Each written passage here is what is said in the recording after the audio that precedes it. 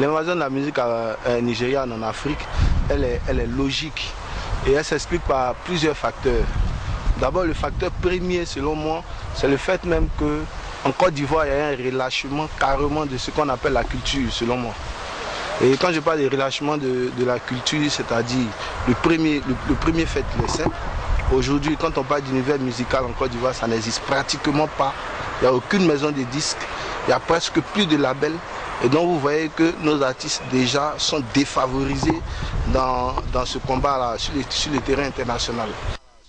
Bienvenue sur On Garde le Contact. Nous sommes en mercredi et vous le savez, tous les mercredis, on parle de culture avec nos chroniqueurs. Et vous avez bien compris, on parle de la musique nigériane qui est en pole position, vraiment en vogue. Cette musique s'installe en lieu et place de pas mal de musiques urbaines dans les capitales ouest africaines. Comment est-ce que cette musique est arrivée à s'imposer ainsi? Est-ce qu'il y a eu un relâchement de la part des rythmes urbains des autres capitales ou est-ce que le label qualité est très important chez les Nigérians au point que le monde n'ont pas le choix. Ils sont obligés de suivre ce qui répond à leurs aspirations. Madame, Messieurs, vos opinions nous intéresseront au 22 42 54. Si vous nous suivez entre midi et 2 en temps universel, vous suivez le direct. Et si vous nous suivez entre 23h et la fin des programmes sur RTI2, vous suivez la rediffusion. Et dans ces conditions, vous serez habile avec Internet, facebook.com/l'émission On Garde les Contacts. L'émission est portée à l'antenne par Fatou Koulibaly. Bienvenue à tous et à toutes.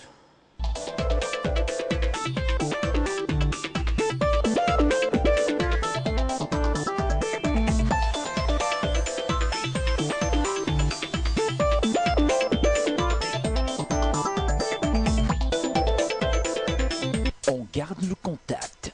Lundi, maladie à virus Ebola, mobilisation internationale, espoir permis. Ensemble, je crois qu'il y a encore de l'espoir pour l'éradication de cette maladie dans tout le monde entier. Mardi, maladie à virus Ebola, corridor humanitaire en lieu et place de la fermeture des frontières, soulagement et inquiétude. Créer un corridor humanitaire serait de protéger et puis réduire le taux de développement de cette épidémie. Mercredi, capitale ouest-africaine, quand la musique nigériane dicte sa loi. Troisième partie. C'est l'Afrique qui gagne, mais chaque continent, chaque pays africain a le droit, selon moi, de vendre ce qui vient de chez lui. Réagissez en direct. On garde le contact sur RTI2. Vous avez enfin la parole. Enfin la parole sur RTI2 22 42 54 facebook.com/on garde les contacts. Vos opinions nous intéressent, cette émission est la vôtre. On va commencer par la présentation de nos chroniqueurs et invités en plateau. Monsieur Obem Afeyi est conteur. Il est avec nous. Bonjour Obem Afeyi. Bonjour Mohamed. Voilà, conteur connu et reconnu sur le continent africain et même à l'international. Vous avez un projet qui va professionnaliser le milieu artistique en Côte d'Ivoire et ce projet progressivement se dessine et le slogan c'est « Quitte dans ça ». Voilà. Merci. En face de vous, Bidefé, bonjour. Bonjour. Comédien et responsable de troupe de théâtre, le Djeli Théâtre, qui a vu l'éclosion de pas mal de grands talents. On peut les énumérer à l'envie, hein, Fleke, Zongo Etao, tellement nombreux. Djibril Danger et tout cela. Voilà, votre présence sur ce plateau est légitime et cela s'explique. Merci d'être avec nous. Merci. Depuis 2 semaines, on parle de l'émergence de la musique nigériane. C'est à juste titre, hein, parce que comme le disait DJ Lewis dans le spot tout à l'heure, chaque territoire doit défendre ses intérêts et aussi ses créateurs. En face de Bidefé, nous avons le docteur Gabriel. Bonjour. Bonjour Mohamed. Bonjour. On reviendra à vous tout de suite. Le temps pour nous de présenter Bintou Sanogo. Bonjour Bintou. Bonjour Mohamed. Elle est collègue à nous. Elle est à Radio Côte d'Ivoire. Oui. Elle fait partie de la nouvelle vague de Radio Côte d'Ivoire. L'événement très important cette année, c'est la fin des couleurs vacances. C'était le 13 septembre dernier à Grand Laou. Oui, c'est bien ça. Voilà, on a passé de très beaux moments avec les 9 localités qui étaient présentes ce jour-là. Et on aura l'occasion d'en parler. Je suis avec Didier Fin d'Enrichement. On aura l'occasion d'en parler de long en large. Ça fait toujours plaisir d'être avec vous. Et ce fut un record, mobilisation record et aussi fait marquant. La radio est en train de jouer son rôle d'acteurs de développement. Plus de 150 millions ont été déjà 200 millions pour être précis. 200 millions ont été déboursés par le Fonds national de la jeunesse pour aider les jeunes lorsqu'ils seront mis en groupe avec des projets. C'est ça, Mohamed. Et c'est vraiment très important. Donc, on pourra dire que les vacances ont été utiles sur Radio Côte d'Ivoire. Gabriel. Bonjour Mohamed, bonjour à tous les téléspectateurs. Je les invite à être d'attaque comme moi, en vivant en parfaite symbiose avec la nature. Alors, cette semaine, vous êtes ce mercredi, vous êtes en 2CM, ça veut dire que partenaire à la RTI, vous venez pour nous parler de l'accompagnement naturel à accorder aux enfants, notre bien le plus précieux. Vous dites que l'enfant est le bien le plus précieux, ça c'est clair. Alors, accompagnement naturel. Alors, l'accompagnement naturel s'entend dire réduire les dépenses liées à la santé. Parce qu'aujourd'hui, on convient, on est tous d'accord, et la science nous le dit qu'on mange tellement mal qu'il faut vraiment faire l'effort de retourner vers le but. De toutes les façons, le retour aux fondamentaux naturels, c'est-à-dire les aliments bio, est en vogue en Europe. Donc moi, c'est simplement ce concept-là que je mets en avant, mais notamment à travers le café. Et aujourd'hui, pour la première fois, je vais présenter un produit à base de cacao qui va véritablement lutter contre les maladies infantiles de notre enfance, qui est la garantie du futur du développement de notre pays. Brève définition des maladies infantiles. Alors, les maladies infantiles, ce sont des, bien entendu. Bien sûr. Les maladies infantiles, ce sont des affections qui touchent particulièrement les enfants et plus particulièrement à la petite enfance. Alors, ces maladies sont dues naturellement à, disons, à l'insuffisance de l'immunité de l'enfant quand il naît. C'est tout à fait normal. C'est une dérégulation naturelle qui est due à l'état de l'enfance. Donc, cette déficience immunitaire est tout à fait normale et on peut lutter contre elle facilement, en tout cas efficacement. Alors, quelques maladies, on parlera de la poliomyélite, du paludisme, du kwashiorkor, qui est une maladie propre à l'enfance africaine, l'anémie, la rougeole, les oreillons et j'en passe. Et il faut faire remarquer que les maladies infantiles, lorsque ces maladies sont des passages dans l'organisme de l'enfant, laissent généralement des traces, bien sûr, des séquelles. Ces séquelles sont tellement graves que finalement, l'enfant peut, disons, perdre la motilité, c'est-à-dire perdre l'usage de ses jambes ou de ses mains. Il peut avoir des handicaps neurologiques, recul mental, déficit au niveau de la capacité cognitive. Et tout cela ne peut être corrigé qu'avec des solutions naturelles. Voilà. Cela fait près d'un an que vous êtes là. Vous contribuez à l'équilibre de la population. Vous vous souciez de la santé des uns et des autres, surtout à coût zéro, parce qu'aujourd'hui, les ordonnances coûtent cher, mais avec votre présence sur ce plateau, beaucoup de personnes s'en sortent et nous avons des témoignages dans ce sens-là. Et la bonne nouvelle, c'est que tous les mercredis, à côté des mots que vous placez, il y a des solutions. Et aujourd'hui, on a le Café de Côte d'Ivoire piégé positivement pour la bonne santé des parents et des enfants. Bien sûr, merci Mohamed. Aujourd'hui, je mets en avant le cacao qui est là. C'est du cacao qui est fait à partir du cacao de Côte d'Ivoire, ce qu'on va le voir à l'écran. Ça, c'est des bois de cacao, c'est du chocolat.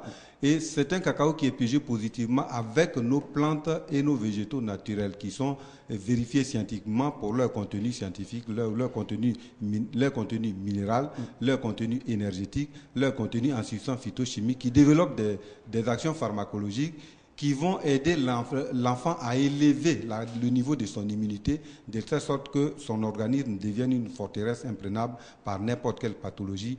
Je veux dire, la nature défie des pathologies virales comme la maladie à virus Ebola, comme le VIH-Sida, comme l'hépatite B.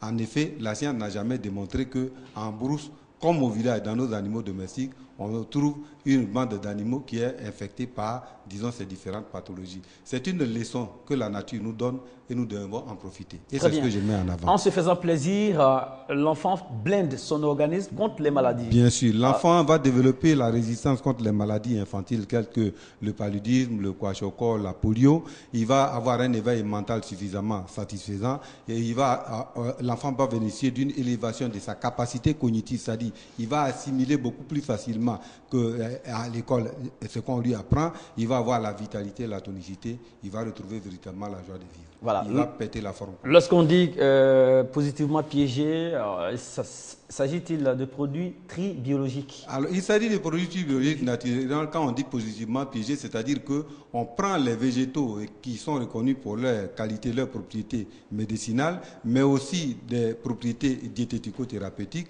On y enlève le goût par le processus d'enrichissement que nous avons mis en place. On a le goût, les goûts amers, les odeurs en comprendre, mais en gardant les propriétés diétético-thérapeutiques et nous les injectons dans, disons, les produits tels que le cacao aujourd'hui pour les enfants.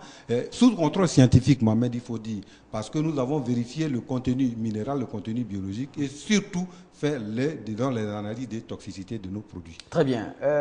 Bionutritif, biopréventif et biotraitant. Alors pour que on va les présenter. Il y a le cacao. Le cacao. Mais pour qu'une maison soit véritablement solide, il faut que la fondation soit solide. Bien. Donc pour les parents, avant de concevoir un enfant, il faut chasser toutes les maladies, diabète, tension, tout ce qu'on peut imaginer comme colopathie, etc., qui paraissent des pathologies bénignes, mais qui ont des conséquences très gravissimes sur notre progéniture. Alors, j'ai eu à lancer le Café Vita Café, qui est la première formule, qui est distribuée par un opérateur exclusif, de façon exclusive par un opérateur économique. Aujourd'hui, je lance la formule Dino, qui est véritablement satisfaisante. Et à côté de cela, il y a, disons, c'est un petit pied de nez à l'Occident. Je prends le vin de l'Occident, je l'enrichis avec les plantes de chez nous et le vin, il est là. Alors, l'enrichissement de tous ces produits se fait avec... Ce vin-là, ce n'est pas pour faire concept. Non, ce n'est pas pour faire le concept. C'est un demi-verre de vin le soir au coucher. Et j'avoue qu'il fait énormément de bien pour les témoins que nous recevons. Les jeunes, ils savent de quoi je parle lorsque je dis prendre pour faire concept. Donc, ces produits sont enrichis par, disons, ce qu'on appelle la chlorophylle qui est en vogue aujourd'hui, la méthode que je propose, avec laquelle nous pouvons à tous ces produits répondre, disons, efficacement au diabète, à l'hypertension artérielle, à toute n'importe quelle pathologie aujourd'hui qu'on qualifie de maladie de la civilisation. D'accord. Merci, Dr Gabriel. On va finir par donner vos contacts. Merci, Mohamed. On a eu le... Ça s'appelle... Moi, j'ai oublié, je vous fais cadeau, c'est pour mes enfants à la maison. Polychoco. Polychoco, c'est le choco des polyvalents. C'est-à-dire que quand un enfant il consomme ce cacao, non seulement il va résister aux maladies, à l'école il va répondre présent, sur le stade de football il va répondre présent, c'est un enfant qui sera véritablement en éveil, c'est un enfant qui donne envie de faire enfant. Merci beaucoup. Voilà. Merci docteur. Alors ça, la deuxième chose, but de faire attendre la prochaine fois, Aubin m'en fait aussi, mais ça c'est pour Fatou Koulibaly, à tout Seigneur, tout honneur, c'est elle qui réalise l'émission. Et donc voilà, alors les contacts c'est le 06 78 35, 06 78 35 et le 40 94 94 14 40 94 94 14. On garde le contact jusqu'à lundi prochain en bonne santé. On se reverra lundi, c'est sûr, docteur. La suite. Merci.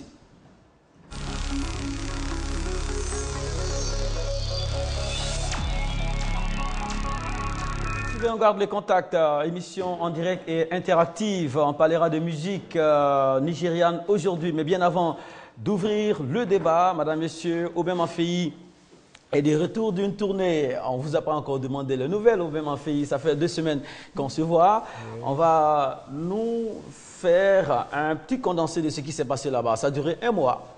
Ça a duré 1 mois et sur ce mois, ce qu'il faut retenir, c'est l'opération qui s'est passée en Aubrac et qu'ils ont appelé les rencontres d'Aubrac où il y avait tous les scientifiques qui parlaient du ciel étoilé. Le ciel, l'imaginaire du ciel étoilé, qu'est-ce que c'est? Eh bien, nous connaissons les étoiles, le soleil, la lune. Et dans cette rencontre, il y a eu vraiment quelque chose d'extraordinaire où tous les grands scientifiques du monde étaient là. Alors, on entrait le matin à 9 h, on commençait la séance. On écoutait le développement, mais il faut dire que le cerveau fumait parce qu'il faut suivre. Et à un moment donné, on demande au conteur de raconter, de parler de l'imaginaire étoilé, du ciel étoilé africain. Alors c'est à ce moment-là que moi aussi, j'interviens, je raconte comment le jour a été créé, comment dans le ciel, la Lune et le Soleil se sont disputés, ils étaient jaloux, et puis dans cette jalousie, eh bien, une porte a été fermée et la nuit est tombée. Bon, je raconte tout cela, en fait c'est imaginaire, mais quand tu es en face des scientifiques, le scientifique c'est carrément, c'est démontré par A plus B, ce qu'on dit, ce qu'on sait, c'est ce qu'on a vérifié. Alors au cours de cette rencontre, j'ai eu à demander à un des scientifiques qui donnait sa conférence, j'ai dit, mais alors celui-là, il est scientifique et en même temps dominicain, c'est-à-dire que prêtre dominicain. Alors je lui demande, mais comment est-ce que vous conciliez la science et la foi? Parce que c'est quelque chose d'incroyable. Mais il a dit, mais la foi c'est une chose et la science autre chose. Et il a en même temps dit qu'il faut que je me souvienne que dans l'histoire des sciences, ce sont des prêtres, des gens savants de l'Église ou bien de la religion musulmane chez les Arabes, qui ont développé aussi toutes ces sciences de l'astrologie, de l'astronomie. Alors, j'ai appris au moins quelque chose comme quoi la science c'est une chose et la foi, croire en Dieu, c'est autre chose. Et donc, on a eu toute cette rencontre où vraiment vous partez des contes de la tradition, vous partez des mythes de la tradition qui se trouvent en face des scientifiques qui, eux, ont cherché, ont trouvé, ont démontré, mais le petit villageois traditionnel qui est là, lui, il ne fait qu'imaginer. Il pense que, et comme par hasard, il y a une corroboration avec ce que les scientifiques découvrent. C'est incroyable. Et ça veut dire que il faut prendre votre activité et la culture avec les deux mains. Ne pas du tout marginaliser la culture. Là, vous étiez face à des scientifiques qui, aujourd'hui, sont pour beaucoup dans l'évolution de l'humanité. Oui. Mais cette rencontre se fait en tenant compte de vous. Voilà, une question qui peut paraître anodine. Voilà, anodine ou bizarre. Là, vous étiez en mission pour l'Afrique. Oui, bien sûr. Et c'est à titre individuel que vous vous retrouvez là-bas. Alors, en fait, c'est le travail que fait tout artiste. Tous les artistes sont des ambassadeurs. Quand je me retrouve au Danemark ou en Guyane pour des concerts, bon, je représente la culture de mon pays, de mon continent, mais personne ne m'y envoie. Ouais. Et puis encore, faut-il que le ministère de mon pays ait investi sur moi pour aller... Mais non, je fais mon travail et ailleurs, par contre, ce sont les pays qui investissent sur ces artistes qu'ils envoient à l'étranger pour représenter Est-ce que vous saisissez les autorités compétentes en la matière ici? Est-ce que vous n'êtes pas un peu solitaire? Non, je ne vais pas faire... selfish? Je ne vais pas faire un dessin parce qu'on sait tout ce qui se passe au niveau de l'investissement dans la culture, parce que les gens pensent que la culture n'est pas rentable. Alors, à ce titre, personne ne s'en intéresse, ou alors on s'en intéresse quand on en a besoin. Et il faut dire que nous sommes dans un pays où il y a des riches, des gens responsables qui ont le pognon, qui cherchent à investir, mais qui ne savent pas qu'en investissant dans la culture, eh bien, ils peuvent gagner 2-3 fois plus. Ouais. Car aux États-Unis, par exemple, eh bien, c'est la culture qui amène le plus de devises au pays. Ça, c'est clair. En tout cas, félicitations et bravo encore. Et on a cette œuvre-là. Oui, c'est le catalogue de la 19e rencontre d'Aubrac. D'Aubrac. Voilà, imaginaire du ciel étoilé. Alors, vous voyez le ciel qui est là avec toutes ces bourrasques. Voilà. Non, mais vraiment, sincèrement. Et on vous a présenté en tant qu'Ivoirien. En tant qu'Ivoirien, bien sûr. On ne laisse pas ça tomber ici, on est content. On est content pour vous. Le temps que vous ayez l'appui nécessaire, ça vient. Alors, une dernière chose. Tout à l'heure, on va parler de la culture, on va parler de plein de choses. J'ai eu une expérience triste et en même temps, j'en étais fier. Je me suis retrouvé à Saint-Laurent-du-Maroni, en Guyane, près du fleuve. La ville fêtait. Et qu'est-ce que les artistes ont présenté, les Guyanais ont présenté sur scène? L'orchestre jouait du mapuka et dansait du mapuka. Il y a 13 ans de cela. Mais vous imaginez un peu, loin là-bas, comment ces gens ont pu découvrir le Mapuka.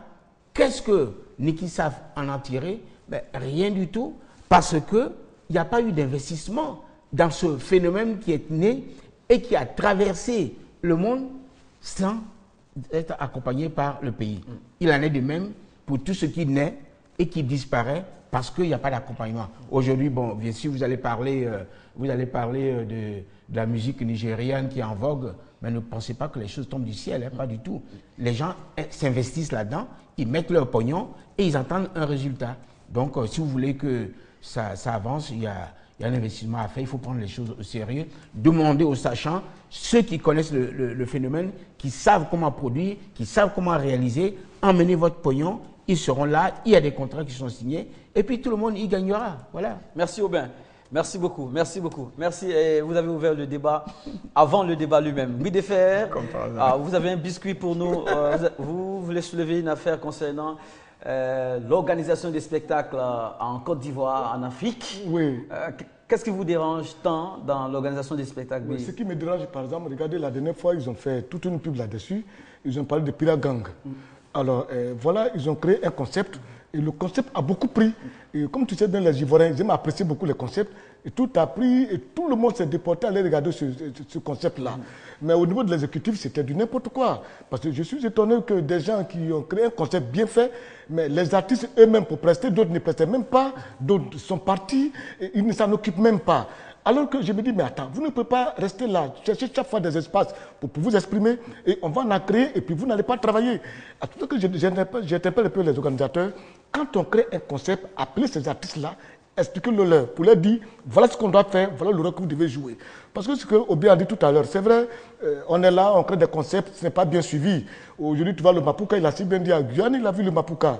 Mais il y a des villes ici en Côte d'Ivoire qui ont été connues grâce un peu à la culture. Quand on parle de carnaval de Boaké, c'était sublime. Le carnaval de Bonois, on regarde. Et quand on parle, tu vois, il y a des carnavals à Bissa, on regarde.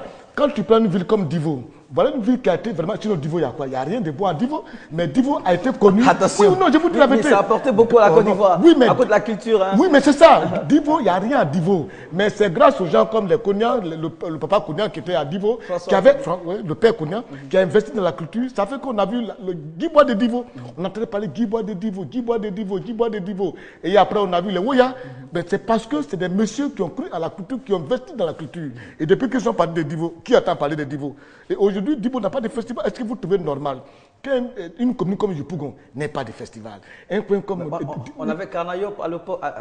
Oui, on avait Kanayop, mais ça a disparu parce que ça n'a pas été soutenu par la municipalité. Et une ville comme Divo n'a pas de festival. Bon, ils sont en train de mettre en place un festival des femmes. Il y a une dame qui est conseillère à Divo, s'appelle Madame Niaï. Elle a créé un autre festival à Divo. Mais nous allons constater, regarder, parce que le tout n'est pas de créer des concepts. Il faut que ça soit soutenu. Non, on ne va pas regarder Guy Defer. On va s'investir, s'impliquer là-dedans. Oui, il faut s'impliquer. Il y a ça aussi. Ça aussi, c'est une plaie. On assiste les gens faire des choses, on croise des bras, on se dit, bon, on va voir jusqu'à là où elle va arriver. Si on nous invite, bien sûr, c'est-à-dire il faut donner un peu son expertise. Bon, madame, voilà ce que c'est fait, voilà comment ça peut être fait. Appelez un homme comme Aubin Mafei, qui, même s'il ne joue pas tout le temps, mais c'est des têtes passantes de la culture. Je vous dis, tout le monde peut ne pas pratiquer. Il y a quand même des intellectuels de la culture qu'on fait appel. En dehors de la musique, Divo a donné certains noms au théâtre. Au théâtre, quand tu attends Afang Asandé, Digbe, même la jeune fille Efrazi, tout, aujourd'hui les pharmaciennes, mais c'est grâce au théâtre. Zoumana aussi, c'est grâce au théâtre. Quand tu prends Goya, les Maslaya, c'est grâce au théâtre. Mais est-ce que c'est normal que Divo n'ait pas de festival? Ils doivent en avoir. Donc quand on crée quelque chose, des gens doivent s'impliquer et c'est important. Et puis les artistes eux-mêmes. Mais je vous ai prié quand même un minimum de conscience professionnelle. On crée un truc comme ça, puis regardez, des gens sont partis comme ça, vous regardez. Et d'autres même refusent de jouer carrément. Quand chacun monte, il raconte peut-être, il descend carrément. Mais c'était du n'importe quoi, c'est pas sérieux. Non, le concept, il est bien. Il fallait que les artistes eux-mêmes, bon, je me demande si on les a convoqués pour leur dire, voilà votre rôle. Mais au niveau de l'exécutif, ils ont gâté ce concept-là. D'accord. Merci Guy Defer, merci. On rappelle qu'aujourd'hui, on parlera de musique nigériane, 22 42 54. Cette musique-là qui est en pole position, qui est en vogue, qui arrive à déloger les rythmes urbains des autres capitales. On profite pour saluer toutes les capitales africaines connectées sur On garde le contact. Nous avons le bonheur de vous présenter Didier Fandin. Bonjour Didier. Bonjour Mohamed. Ça va grand frère? Oui, ça va toujours. Et puis c'est avec plaisir que je te retrouve à chaque fois que je suis là. Merci beaucoup. Vous avez fait un record cette année, des bonnes vacances avec Radio Côte d'Ivoire. On en parlera tout à l'heure. Merci. Un record de mobilisation à Grand Laou, autorités, institutions, auditeurs. Toutes les communes étaient là. Vraiment beaucoup de communes. C'était vraiment historique. C'est la première fois que Radio Côte d'Ivoire organisait un tel événement. C'était du jamais vu. Nous l'avons réalisé. Et vous aurez la chance certainement de voir quelques images. Oui, on aura quelques images et des belles images. Et c'est la voix du réveil matinal sur Radio Côte d'Ivoire. Il n'a fait que ça toute sa carrière. Ouais. Il a réveillé les auditeurs tous les jours et nous avons du respect pour ceux à qui on confie la matinale parce que s'ils échouent, la chaîne échouera dans la journée. Tout si à vous fait. faites mal, les autres programmes n'ont pas de chance d'être écoutés. Oui, parce qu'il faut savoir réveiller les gens. Voilà. Ce que je voulais ajouter à Didier, c'est de se poser une seule question. Qu'est-ce qui a fait que ça a marché? Posez-vous cette question et si vous avez la réponse, alors vous allez tenir ça, tenir le bon bout. Et on ira de succès en succès. Voilà. D'accord. Bill parlait tout à l'heure des Pirates Gang. On était sur place pour vous. Une équipe chauffée à blanc. Patrick Ndiakan, Boutio Djessou, Gouri Séverin pour vous faire le point de tout ce que vous ne voyez pas le week-end. Voici pour vous le point. Pirates Gang. C'est le moment. Don Guadalupe. C'est le moment de faire le boucan. Christian Dolce Vita. C'est le moment. Capi l'honorable. C'est le moment de faire le boucan. Nous sommes là pour le film Pirate Gang. En fait, ils ne sont pas posés sur la liste, c'est 6 à rentrer. On demande 4 personnes, l'artiste, le manager, plus 2 danseurs. Je suis là pour empocher au moins 50 000 francs dans les différents travaillements. Moi, ça ne m'intéresse pas l'être argent, donc je ne sais pas. Depuis cela, je vois que bon, c'est pas encore bien rempli, mais le coin c'est bon, c'est bon. Je vois au fur et à mesure que ça va être bien rempli. Ça va être bien. Non, il y a des tu as entendu. Non, mais ça, comme tu sais, c'est ici là. C'est juste les managers, on doit les faire comprendre qu'aujourd'hui là, c'est une autre disposition. Les artistes passent, les managers restent ici. Je pense que c'est un peu trop compliqué, mais je pense que les uns et les autres vont comprendre. Le mot, il est en Pirate Gang là. Je pense que c'est un bon nom. Il faut qu'on les soutienne un peu partout dans leur mouvement.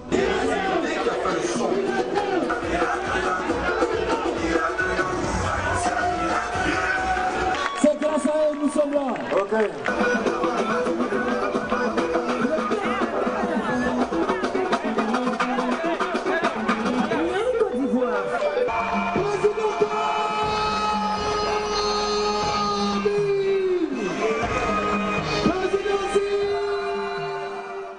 Voilà, après le concert La Folie donné par Duxaga et toute la Jet Set, voici le deuxième grand rendez-vous de la jeunesse. Vous remarquez, les jeunes parlent aux jeunes, les jeunes disciplinent les jeunes. Fatou va nous avoir ça en illustration, c'était vraiment chaud.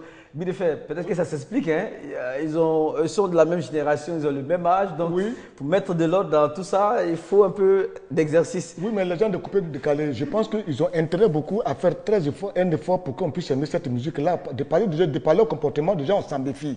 Donc il faudrait qu'ils se donnent, c'est-à-dire ils doivent discipliner un peu leur travail pour que lorsque quelqu'un organise un concert par leur nom et qu'ils n'ont pas d'espace, et qu'on leur donne cet espace-là, qu'ils viennent s'occuper de cet espace normalement pour qu'on puisse les aimer et non pas abandonner les gens. On dit, Pirate Gang, c'est pour les couper décalés, pas pour les Zouglous, pour les couper décalés, mais vraiment là, les gens de couper décalés, les pratiquants eux-mêmes là, ce qu'ils ont démontré ce jour-là, moi ça ne m'a pas plu.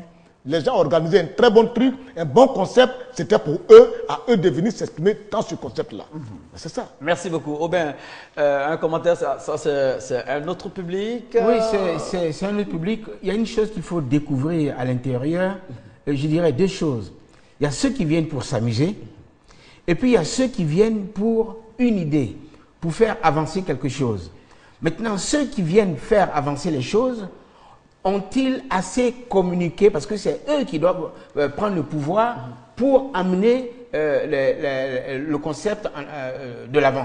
Si on laisse à ceux qui ont envie de s'amuser, eh bien ça donne un peu n'importe quoi et puis ça va à volo. Voilà. Donc Sinon, l'idée, elle est intéressante. D'accord. Message de Dévancier, et c'est peut-être une réponse au recul du mouvement coupé-décalé de cette musique urbaine. Peut-être qu'il faut des démonstrations de force comme ça pour montrer qu'on est présent face à l'invasion d'autres rythmes. Le coupé-décalé, vous l'avez dit, Sybille Defay a barré le chemin aux musiques étrangères en Côte d'Ivoire. Oui. Et peut-être que ça n'a pas su se récréer, peut-être bien, hein, parce que Mollard était là, il a donné des arguments qui convainquent. Il dit qu'il n'y a pas le feu à la maison, ça n'a rien changé à leur train de vie. La musique nigériane n'a rien changé à leur train de vie, ça n'a rien changé à leur façon de faire les choses. Bien au contraire, les Nigérians ont toujours besoin d'eux pour faire des featuring. Donc vraiment, il peut dormir peinard. Il a dit si vous étiez là. Oui, j'étais là. Il a dit que ça n'a pas agi sur son compte bancaire. Il n'y a pas, nous ne parlons pas un peu de compte bancaire, quoi. C'est vrai, ça va chez lui. Nous sommes en train d'étudier un peu cette musique-là. Comment est-ce qu'elle peut aller de l'avant? Quand vous voyez des intellectuels, des universitaires qui s'asseyent pour disséquer sur le zouglou, c'est une manière. Récemment. Oui, ça s'est fait récemment. Le mercredi 17. Oui, et c'est une très bonne chose. C'est-à-dire faire appel à des universitaires, à des connaisseurs de ce métier-là, ou alors à des gens même qui ne sont même pas des universitaires, mais qui posent des critiques sur l'art, et puis, c'est-à-dire, étudier cette musique, ça peut permettre un peu qu'elle avance. Donc, comme le coupé décalé, nous sommes en train de réfléchir comment faire pour que cette musique puisse durer dans le temps. Ce n'est pas dans l'instant, ce n'est pas pour dire que je viens cacher des 600 000, 1 million, j'ai ça dans mon compte, c'est pas de ça que je parle.